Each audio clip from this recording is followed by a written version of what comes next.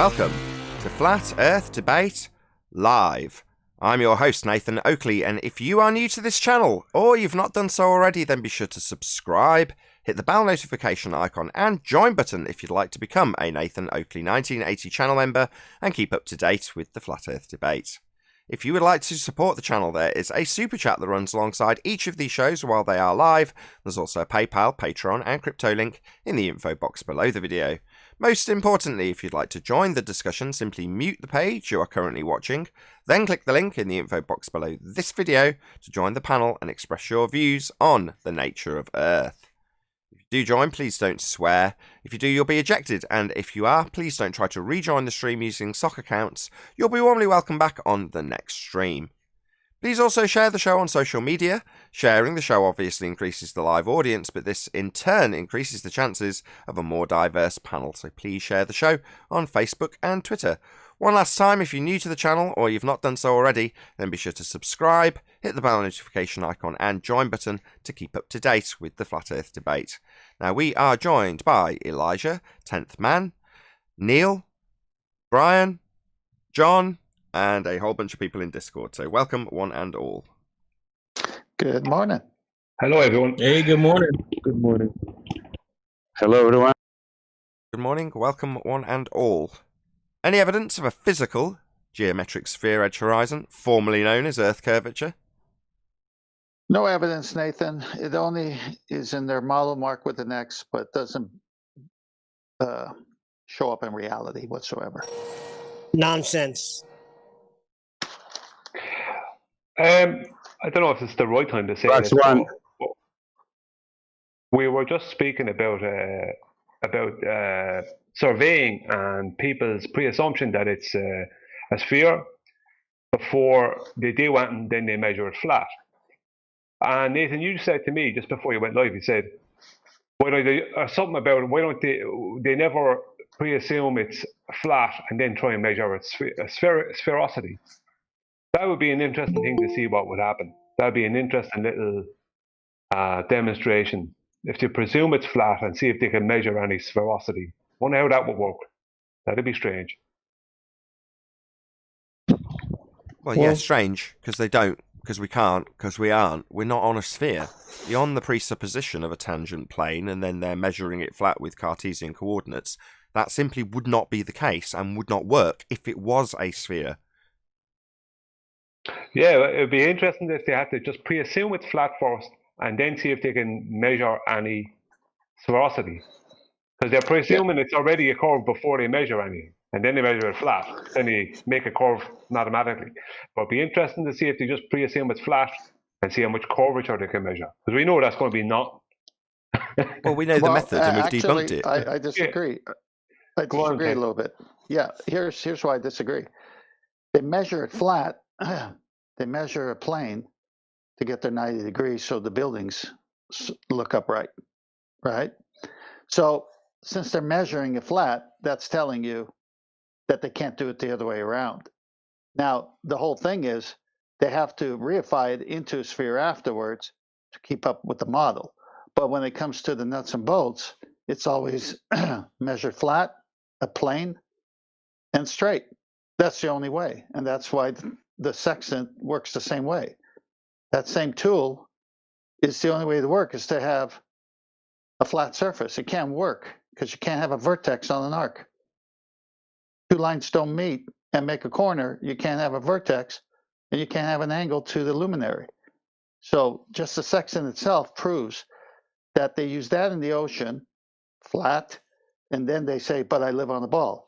And what you're talking about is the same thing with surveyors. They use the plane, everything's measured from flat Cartesian references, and then they say, but we live on a ball. So the very action proves they don't live on a ball. Yeah. What I'm saying though is going off of what Nathan said to me. It's like a challenge for the ballers. It's like, why don't you just presume it's flat and then see if you can measure any curvature? They won't do it because it'll never happen. But they're starting with a pre-assumed it's already a sphere. They presume the curvature is already there. We know the then process. They have to measure it flat because that's reality. We already know the process of them doing that. So the process of them doing that would be to say, you can make your example work by just saying, here you go, here's Google Earth. it shows no drop between X and Y points on this map. No drop. So here we are with it showing and measuring flat in Google Earth. No drop. So, based on the, assumption that they measured it spherical and are now showing it flat? No. Let's just take what it says. No drop.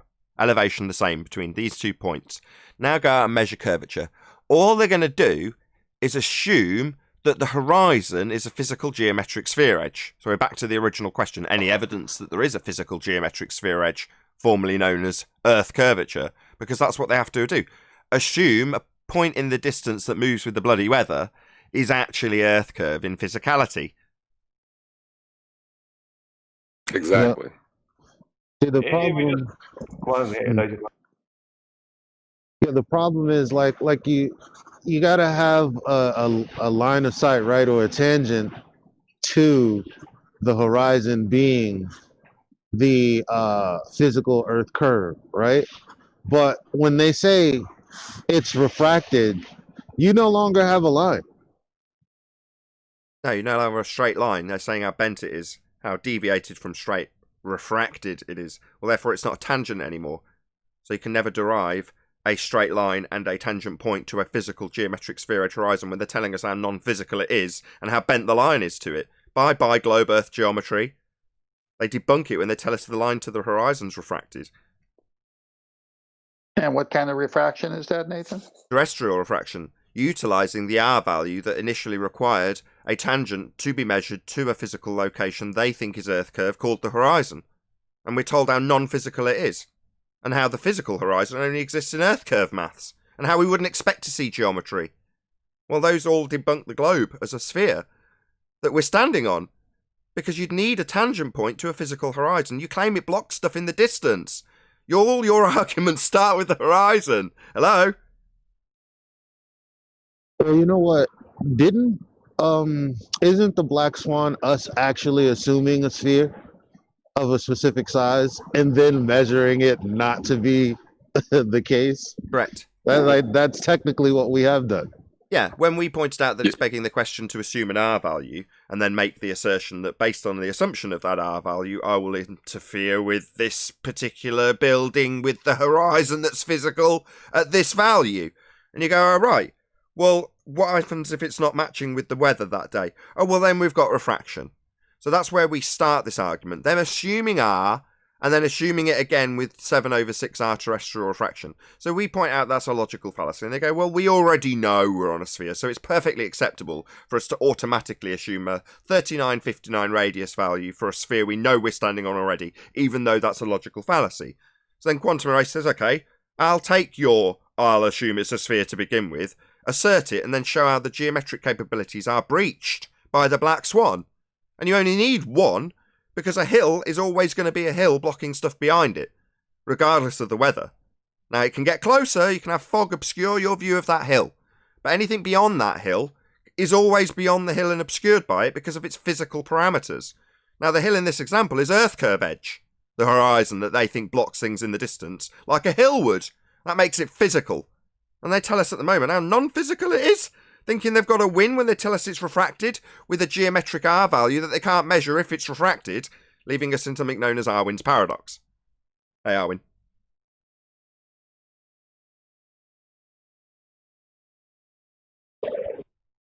Good morning, Owen. Yeah. Nipped away. Go ahead, Brian. The only reason I mentioned this was that I know exactly what would happen. Is that if we gave them the challenge of presuming it's flat, not allowed to use any globe pre-assumed mathematics or anything like that, and just see if they can measure curvature, you know exactly what they're going to do. It's exactly what you said, Nate. They're going to start deciding that there's a dip angle to the horizon that is a physical geometric location. Then they're going to come up with the exact globe mathematics, right, that they already have. And they say, see, the globe is predicted and it came true. Exactly. That's what you're going to do. Well, it's begging the question, but they utilise something you've just described, which is the affirming the consequent. If Earth is a sphere, then I will observe, insert nonsense here.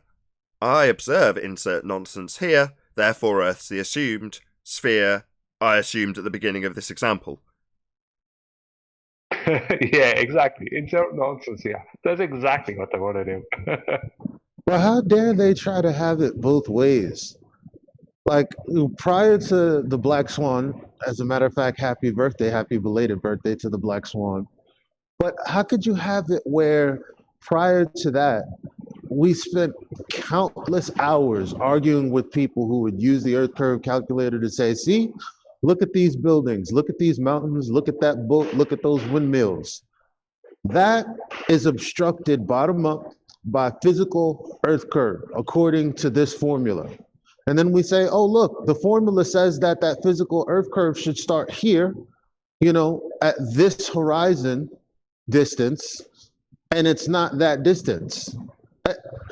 And then they say, oh, that's refracted. Oh, the objects are refracted. The horizon is everything is refracted.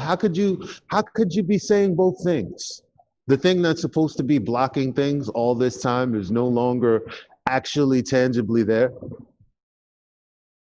It's a paradox. It's a contradiction. You can't be both non-physical refracted and physical geometric blocking things in the distance at the same time. We only have one horizon, and the horizon in Earth curve maths is physical and geometric. The horizon in reality is apparent non-physical. So the horizon is not Earth curve. It is as simple as that. And we're told by the globe side just how non-physical it is. A guy in the past few days tried to argue with me about bottom-up obstruction. It was off someone else's video, and I was saying, yeah, the diffraction limit and compression is what causes that. You can also have, obviously, mirage, exterior mirage, but most of the time it's the diffraction limit and compression will happen. And these two things weren't real.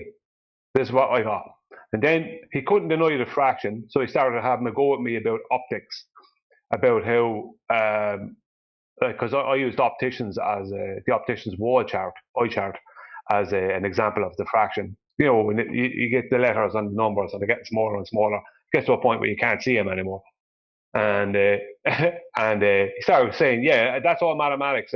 Mathematics prove everything, and everything they do in opticians is mathematics. And I was like, no, it's not.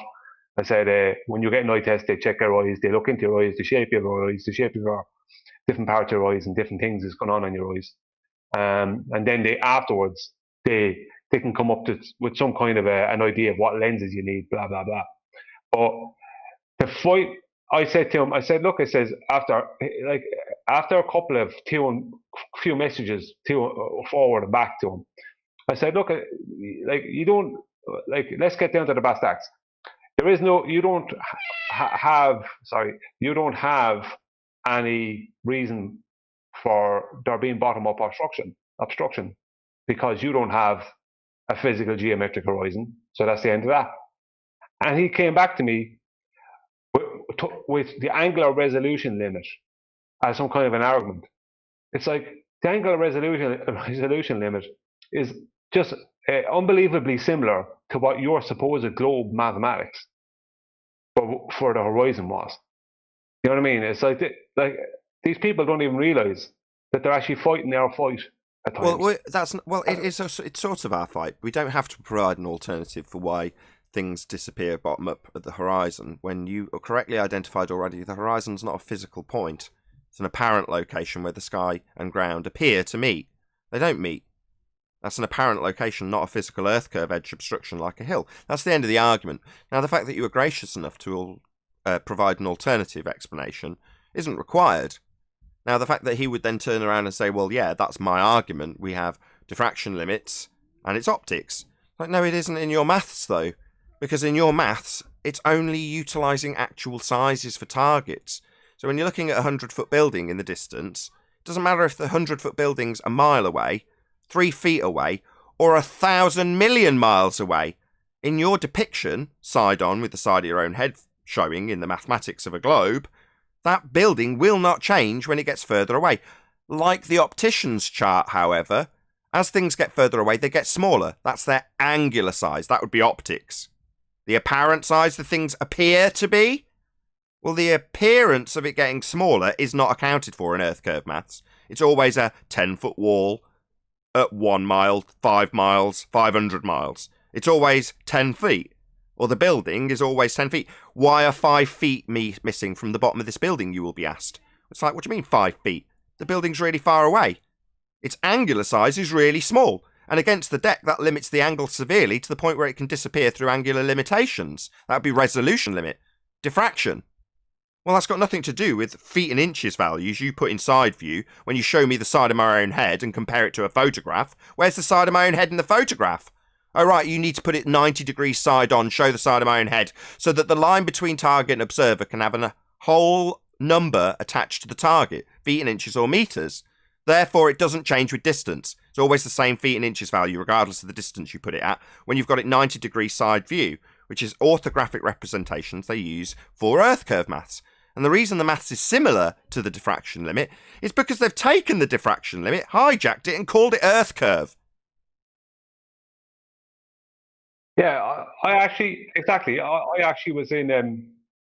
Sorry, just want to finish this off. I was actually what I actually was doing was defending someone else's video, and these people were attacking this person, and they're a flat earther. And I was trying to explain to them that's how it happens, and without going into the horizon and any of the rest of it. Because it got so ridiculous with this person, I had to just say, look, you don't have a geometric horizon, so you don't have any, whatever your excuse is for or reason for having a problem with what I'm saying, it means nothing because you don't have anything on your side that can block things from the bottom up.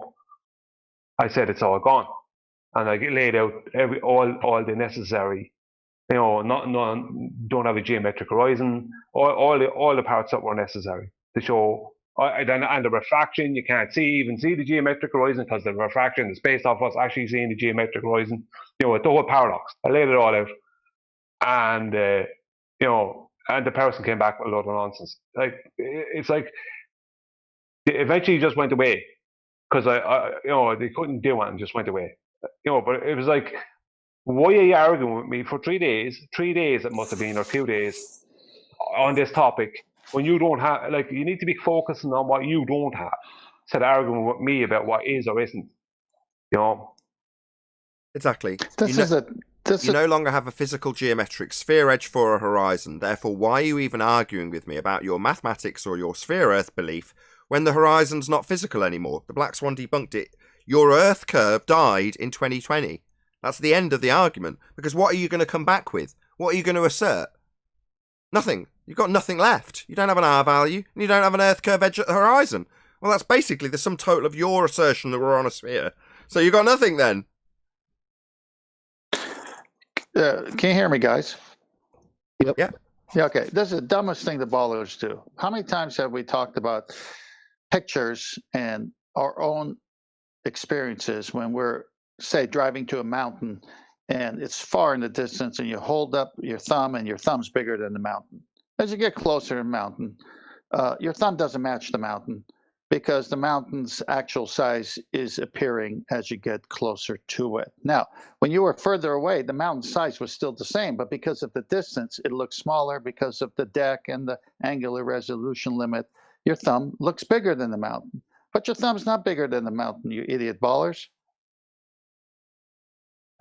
They've hijacked perspective and called it Earth curve, and they've done it by removing perspective, and the way they've removed perspective is assigning whole numbers, that would be actual size values, feet and inches or meters, to targets so that they don't change with distance.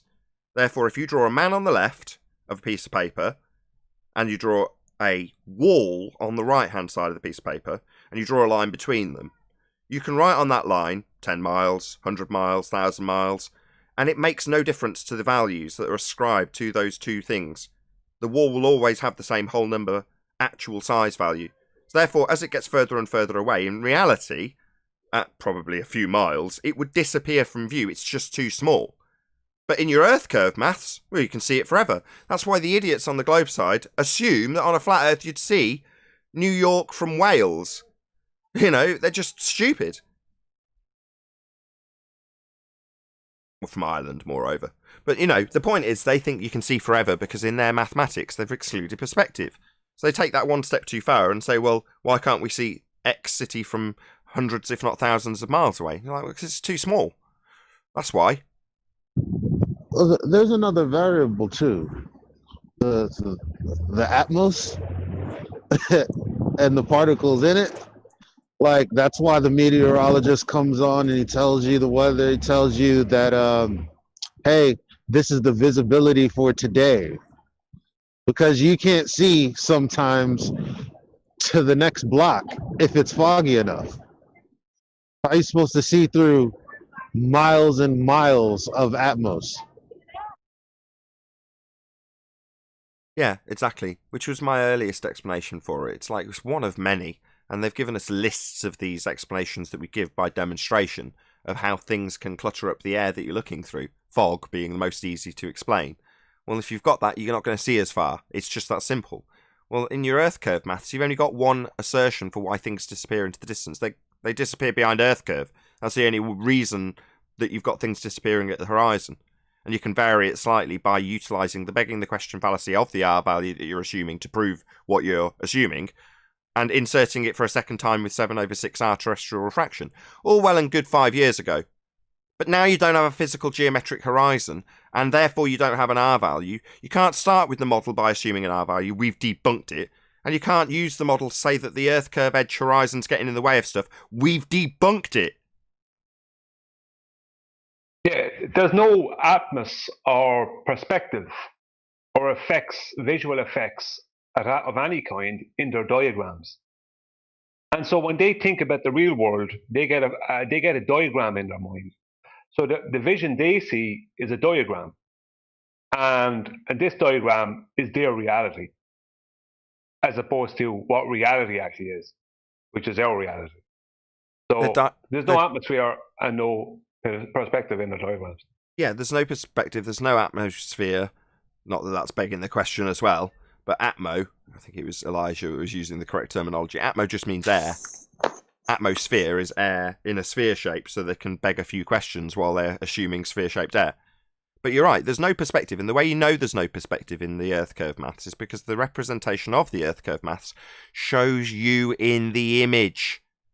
So this picture here, if this guy's taking a picture of that horizon, he's going to have a camera in front of him, and the image that he takes will not include the side of his own head.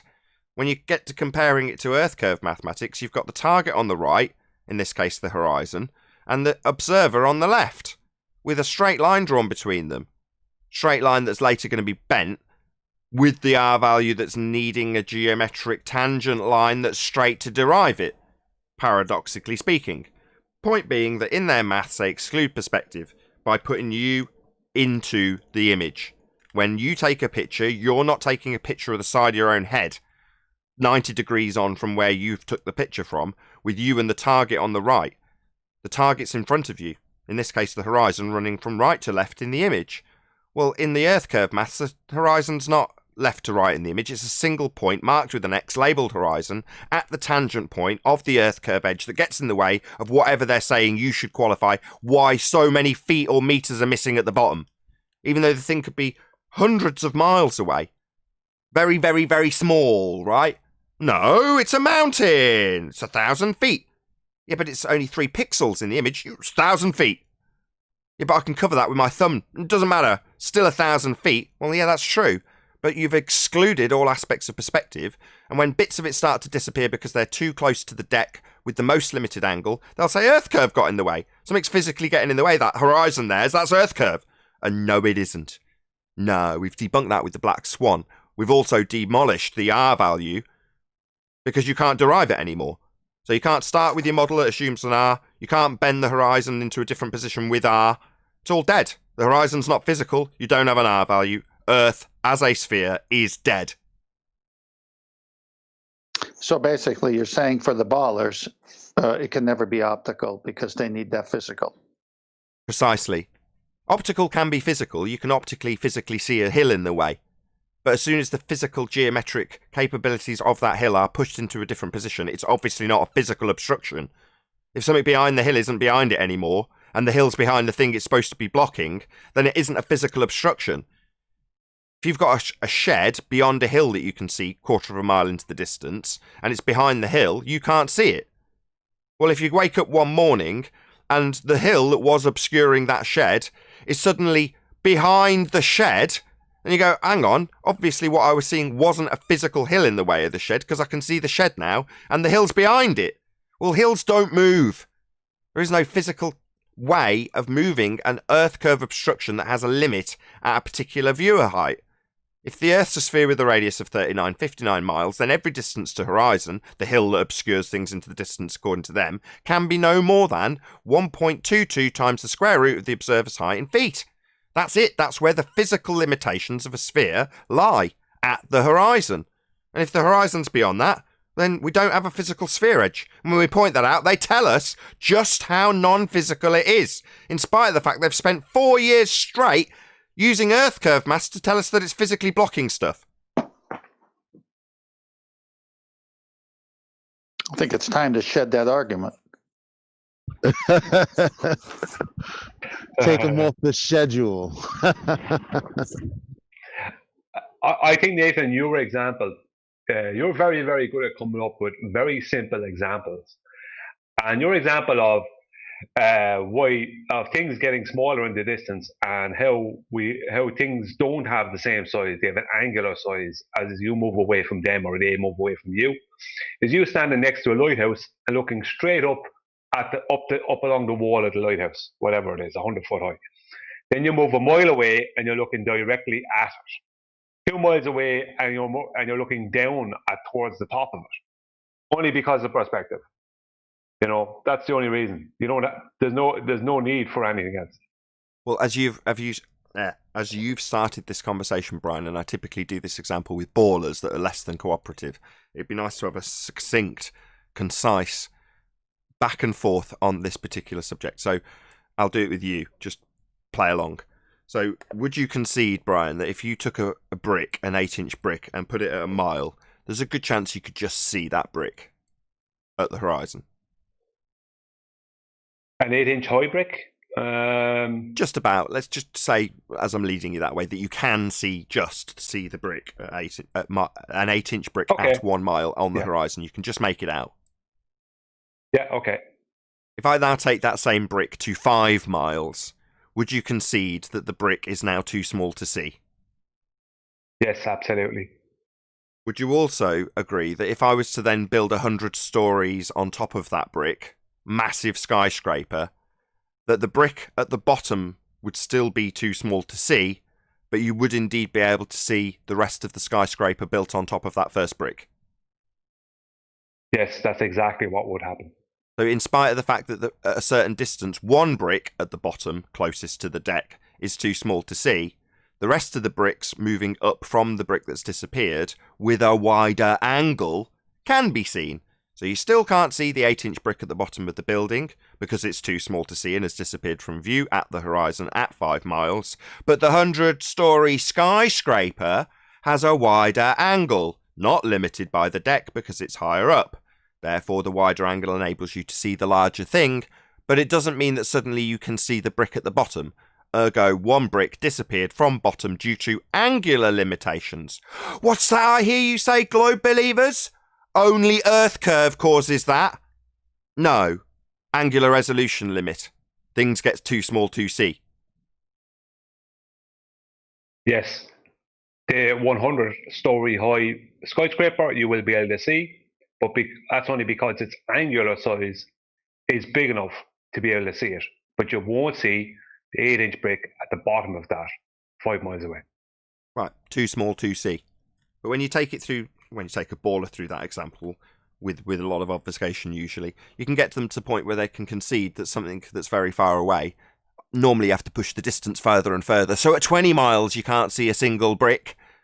Yeah. And eventually you're at the point where you're 20 miles away building a 100 or 200-story building, because obviously you can see that even if it's really far away. You know, people have got plenty of images of buildings at a great distance, because 20 miles ain't that big, right? It's not that big a distance in real terms. You can make stuff out with the naked eye over very vast distances. People show it all the time. Well, if you can see it, but you've conceded that the brick at the bottom's too small, well, you could go into the detail of how the deck limits the angle. But why? People will just concede that things get too small to see. But you build something on top of that thing too small to see, that you can still see the thing on top of it. Doesn't mean the thing comes back. Well, that's stuff disappearing from the bottom up. And this explanation is not required.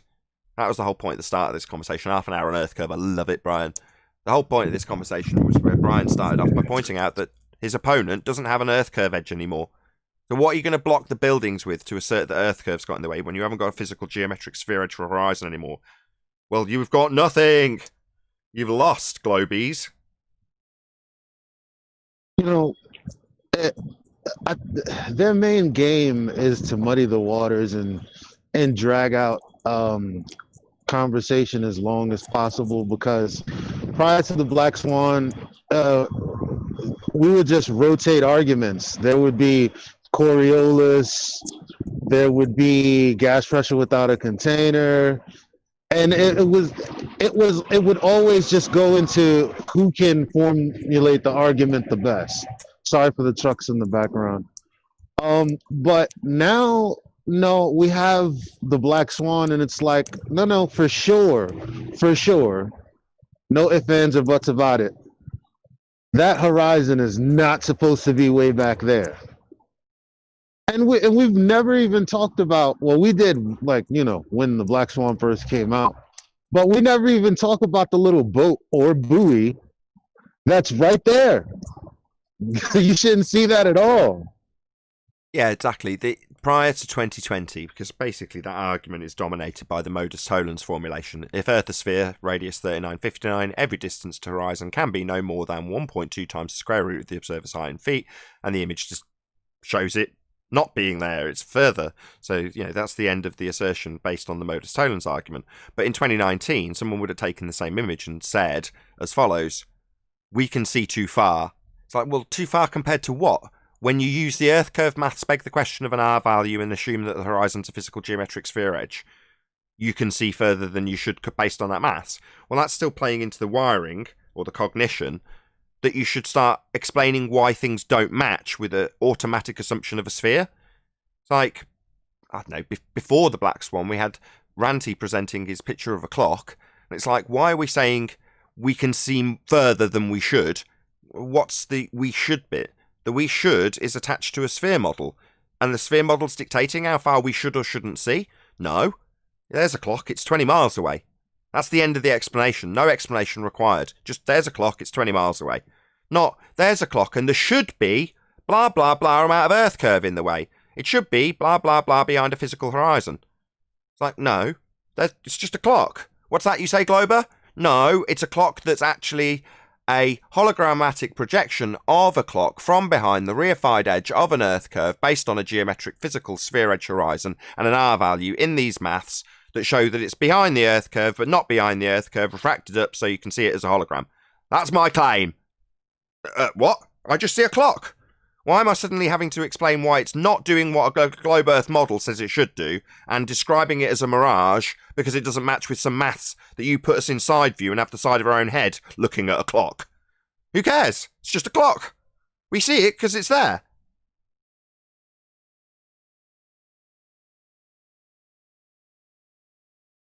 Yeah, people would have, up until 2020, started arguing about how much we should or shouldn't see of the buoy. Like, let's just forget about the buoy and the cranes. All they do is demarcate the distance between the observer and the horizon. And if they're at 9.4 miles, the furthest, then the horizon's beyond 10 miles. It's way beyond the oil rigs. So the horizon is the argument, and it totally dominates the argument, because any prior argument, prior to 2020, that is, 2019 or before, would have involved how much we should or shouldn't see based on a globe model. And they love that, because then they get to beg the question in the argument, and we argue all day long about how much should or shouldn't be there, how much refraction when assuming a globe is taking over to make it appear where it shouldn't be. Nah, your horizon's not an Earth curve edge anymore. That's the end of the model. End of R. Well, if I may for a second, I think that by Occam's butter knife standards, I think that the globe explanation of the terrestrial refraction looming is still viable. What, you move the horizon with respect to the horizon? That's a nonsense. Yes. Thank you for your input, Arwin. Useful, very useful. Looming is moving things with respect to the horizon. Well, you can't move the horizon with respect to the horizon. Their horizon's a geometric physical sphere edge that they claim things move up and with respect to when loomed. So the horizon's moving with respect to the horizon because it's loomed above the horizon. We've only got one horizon, and the horizon in the globe Earth model is physical and geometric. And they claim refraction moves things with respect to the horizon. Not the horizon with respect to the horizon. That's nonsense. Especially not when you're using R. It only works with the ball itself. It doesn't work. You can't move it's your paradox, and I know where you're going with this, Aaron, but fair enough. You can't move an R-based horizon with R, because as soon as you do so, where'd you get the R to move it with? It suddenly becomes circular, paradoxical. Yes. No, but I was actually trying to basically disclaim the refraction workings from a baller perspective. But maybe the horizon can be displaced in the horizon. Maybe it normally doesn't happen, but it does happen with the Earth-based, with the Earth ball. Maybe it does happen with that. Maybe that is the single exception of where it does happen. Where the horizon moves with respect to the horizon. Shed in the hill? All right, go on, 10th. Yeah, but the shed on the hill, that's still different because the hill is much smaller. No, but the shed was behind the hill. But what you're arguing for as a baller is that the hill now is behind the shed.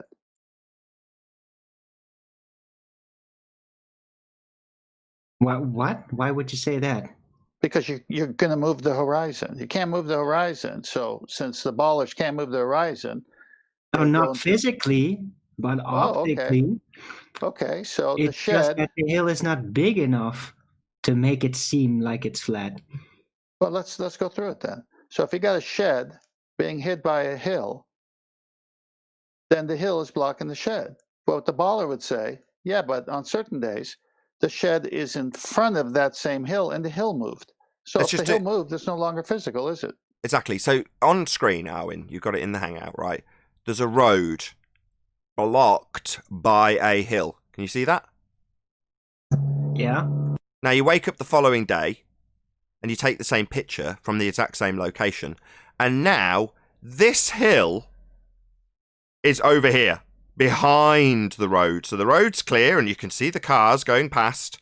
They're no longer blocked by the hill. The hill's now behind the road. That can't happen. Unless someone physically comes with an excavator, digs out the hill and piles it up behind the road. It's not a possibility in physical terms. There might be an alternative, but if I would wake up to that, I'd quickly try and get my gas mask on, because I'm probably hallucinating. Exactly. Well, remember you said the hill might be too small. Well, like a bigger hill isn't going to cause less obstruction, right? Well, they tell us how much obstruction. Regardless of what they're now going to argue, if they came back to us and said, well, because it's a bigger hill, scale means that it's more likely to have refraction bringing stuff beyond where the hill is located physically and putting where that physical location is beyond the things it should be obscuring, which makes absolutely no sense when you're using an R-based refraction that's derived the value from a measurement of a physical tangent point horizon in the first instance. So that won't work. When they say refraction, where are you getting R from? What, the physical horizon? You're moving the horizon though, aren't you? So you're telling me you're going to use the refraction value from the physical measurement of a horizon to move the horizon? Yeah, you're not going to be doing that. That makes no sense. Right, but according to terrestrial refraction theory, let's overlook the origin of it for a moment. Let's presuppose. According to that concept, if you had a hill that is of sufficient size and you would basically enclose it in a giant chamber, hopefully transparent, and then up the pressure dramatically, but still that it would be gas pressure, not filled up with liquid or anything, then you should be able to, from one side of the hill, see the other side.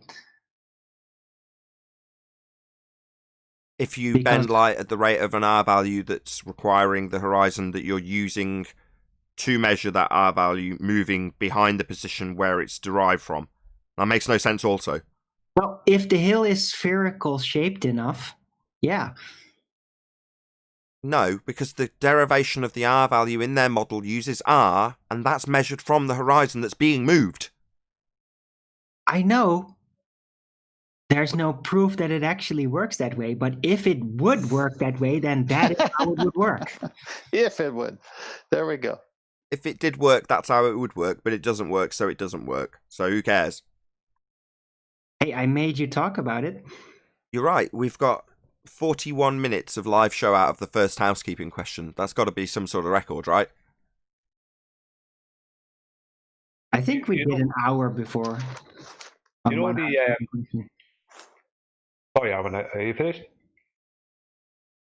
I think it is. Yes. Sorry, I cut out on you at the end there, sorry. Come on, Brian. Yeah, know Arwen, Arwen, Hold on, Tense. hang on. Arwen died on the hill. That's all. Oh, boo-boo. Go ahead, Brian. Thanks, thanks, Ethan.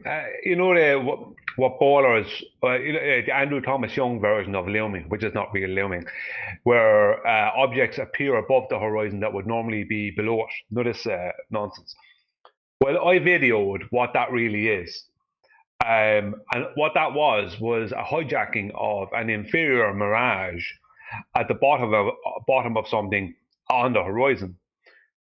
I videoed a ship on the horizon that was 18 miles away from me, and it was inferior mirage at the bottom, so it looked like it was floating along the top.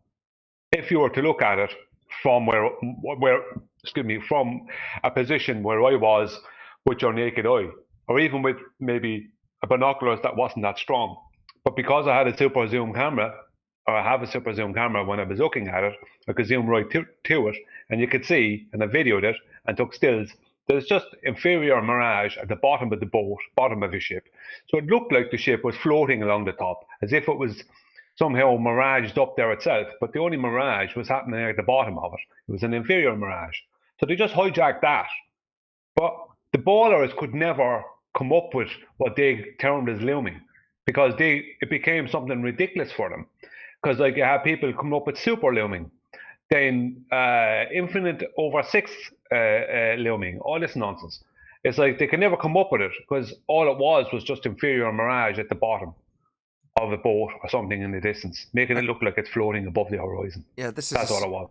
Well, there is a distinct, if I may, there's a distinct pattern to how this works, right? So the further you can see, the more dramatic the looming. So in those very far away side shots, that's what Rumpus deemed super mega looming. And the closer by you can see, or the less far you can see, yeah, the less dramatic the looming would be, basically. Yes, that's an accurate way of describing their switched version of what they actually use. So what this actually involves from the globe side is what's called a bait and switch. So at some point you will end up talking, as we are now, about optical phenomenon. Well, these optical phenomenon have nothing to do with the geometry of a sphere Earth. So what they do is they talk about terrestrial refraction after detailing optical refraction. Now, their refraction is 7/6 of the radius in standard form, and they can... Brian didn't add the R value, and he detailed it a second ago. Infinite over 6R. Right, Brian? Well, that still uses the R value. So all of their claims of it being some effect that can actually be detailed in nature doesn't alter the fact that their refraction uses R. And we've debunked R. So I don't care what they call it. Call it whatever you like. It still needs R, and you don't have an R value if you haven't got a physical geometric sphere edge for a horizon to draw a tangent point to. So that's game over for your refraction claims in any form, because all of your refraction uses R. Don't be mean. They almost have the formula ready. Nah, not by a long shot. They don't even have terrestrial refraction as a mathematical concept ready yet. I think Rumpus was going to try that like 4 years ago now. I'm not sure. But yeah, guess why it's not there? Guess why there is nothing beyond like a curvature calculator, which still just assumes the geometry, right? Why isn't there a terrestrial refraction calculator? Well, guess what?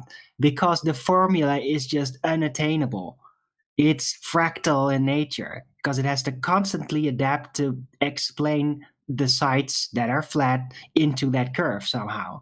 Well, to do that in a singular mathematical system is just so convoluted and complex that I doubt that even a heavy machine AI could figure it out. Because they probably would. Even with giving them multiple media for the single medium that is the atmosphere, what it talks about is the layers vertically anyway when we're looking across horizontally. So I just don't get it at all. Yeah, that's the 90-degree side-on orthographic representation with the side of your own head in view, where they automatically remove all aspects of perspective by giving things a whole number value. Well, they would draw infinite layers from left to right when your image wouldn't have any that were visible because you're seeing it in a completely different aspect. 90 degrees on doesn't give you that view. But they'll qualify it so that they can describe their sphere-shaped air cut up into sections and bending the light evenly at the rate of the R value they've assumed in the first instance. It's like, again, all very well and good to detail and useful when we were in the argument about it, but now they don't have an R value, so who cares? None of this is any use to them. We've debunked R.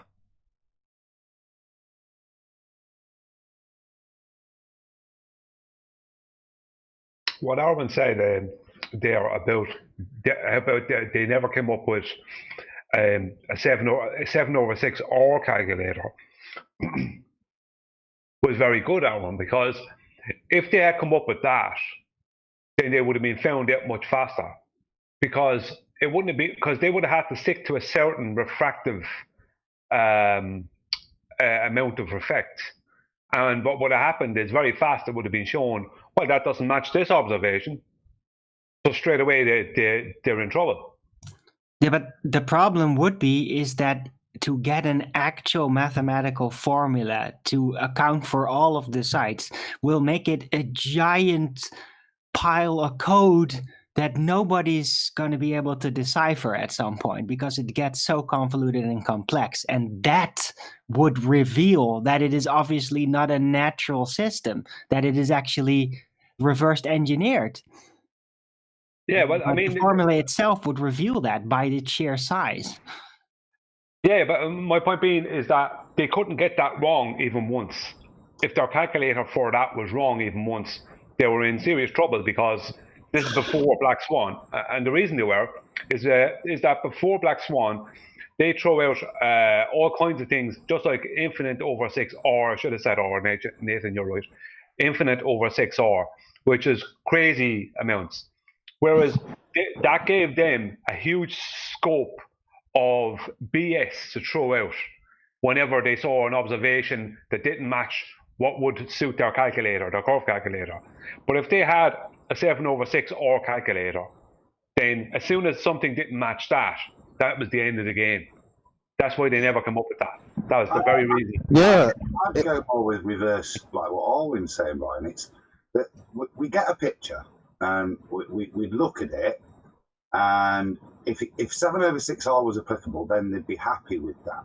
But if the image obviously demonstrated, like the Isle of Man's demonstrated that this wasn't possible on ball geometry, then the default position wouldn't be to question the ball geometry. It would be, as Nathan says, to then move it into the field of optics, so that the reason we're seeing this isn't because the Earth isn't a ball, it's because suddenly now we've got looming, and then when it's even more extreme, we've got super looming. Then when we got to the pictures of it couldn't possibly be that it's not curved, it's super mega looming. There has to be another reason, optical, mathematical way to excuse the fact that none of this aligns with viewing stuff across a ball. But it's never the fact that it's not a ball, always something else. And as Arvin said, that tends to be reverse engineered from the picture. So they'll then, from the perverseness of the picture away from the ball, they'll then figure out or make up optical things that then can account for that, be that 7/6R or infinite, which was the obscene one. Well, no, I thought on the news. Give them It is like a spiral refraction. I just forgot to text you though. Hey, Mr. Let's Palmer. just give them the Hold on, Elijah. temperature. Hold on. Oh, Just sorry. one second, Elijah. Mr. Palmer, can you pop yourself on mute, please? If you're having a conversation in the I thought background. it was. There you go. Sorry, Elijah, go ahead. Yeah. Well, if they're saying, okay, well, we can use temperature differentials as different mediums, because that's what they're saying, right? Well, then you'll never have that set of data because you'll never be able to predict the weather. They're screwed anyway. I think I've got a request to plug QE's show, which is at 8 p.m. UK time, 2 p.m. Central Standard Time on the Quantum Eraser YouTube channel, which will be a debate/discussion with QE versus Played NASA shill. So be here or be sphere, 2 p.m. Central, 8 p.m. UK time on the Quantum Eraser channel. The point I was making about the 7/6 or terrestrial refraction calculator is that as soon as they put that out, then they're stuck with a particular number. And just like they are with the horizon, you see, that's why they got away with the horizon for so long, because we were arguing about the refractive effects and optics with them all the time, instead of focusing on the brass tacks, which was the horizon. But if they had a 7/6 or standard refraction or terrestrial refraction calculator, as soon as any observation is not in line with that, then it was over straight away. That's why they never come up with it. Because if they had that, then they're stuck with to a particular number. You know, they're stuck to particular things. They put all the data in, and if it comes out wrong for what is actually seen, it's over for them. So that's why they didn't come up with that, because by not having that, it meant they could come up with all kinds of rubbish. You know, because they're not limited to a particular number on a screen. Well, whereas they are when it comes to the horizon. Well, 3959 is that number. The radius value R that they assumed up until 2020 was that number. And Adam pointed out quite eloquently moments earlier with the bait and switch. Let's talk about optical things. And we'll label it. Why has it got to be labeled super looming? Well, because it's just going to be a different value of 7/6R. It's just going to increase it or decrease it as necessary. And then give it an ascribed name that basically matches with something that you could actually describe. In reality, that would be looming. Well, just a more severe version of looming. And then they switch what they're describing, which is a real phenomenon, with their version of what the refraction is going to be in their geometric maths for an Earth with a sphere edge horizon. So they've substituted actual optical phenomenon for terrestrial refraction 7/6R or any derivation thereof that's required at any given time, depending on the circumstances. When they're comparing pictures like the one on screen, which when taken, although this is probably CGI, when taken, include your own head? No, you're looking through a viewfinder and taking the picture. That your head's not in any way part of this image. But that's what will be in their image when they compare it to geometric sphere edge maths that exclude perspective and insert an R-based automatic assumption of the sphere that they're already assuming, refraction, called terrestrial refraction, and any variant thereof that they can describe optically to then later switch, when you're not looking or distracted, with their actual use of geometric refraction, which isn't refraction, it isn't optical, it only exists in maths, it's based on an R value which has been debunked. Yeah, remember with Andrew Thomas Young, where from a 1 foot observation height, the horizon can be no more than 1.22 miles away. With refraction, I think it was 1.34 was the maximum. Now, we used to try to hold them to their toes to the fire on the refraction calculations that would be in the Metabunk curve calculator or whatever. And they'd say, well, that's just an average, blah, blah, blah. But if they had come up with an actual refractive calculator where you could put all the temperature and all this kind of stuff in, and it didn't match, if it didn't match, especially if it started to not match consistently with what we were seeing, it was over for them. That's why I think they never come up with it, because it would have been over before we ever got to a black swan. Because they were hanging on to refraction. And when they didn't have that refractive calculator, they weren't stuck with whatever the calculator told them was real. Or should be, according to their globe, if you know what I mean. I've renamed this show to like Earth Curve Special or Earth Curve Debunked because we've spent the entire show talking about Earth Curve, which is epic. I love it. Any last words before we round out the live show and ask anybody watching on a Premiering stream to stay tuned? Yes, the Earth is flat, just for the record. Anyone else? Thanks, Arwin. Indeed it is. No? Well, with that, I will say, if you are watching this on either Nathan Oakley 1980 or Nathan Oakley Premiering streams, then stay tuned, as there will be an after show to follow. Unfortunately, if you are watching this live, this is where we bid you farewell. I just got a super chat, so I might as well shout that out before I do round out. So perhaps we can suspend the reality is level formalities for a while in order to give ballers a chance. Oh, how sweet of you, Retro Bill. Thank you very much indeed for the super chat. Really do appreciate your support. Once again, stay tuned if you're watching on either Premiering stream. I've been Nathan Oakley. Many thanks to both Discord and G+ panels for making today's live show possible, and I'll see you all in the next video.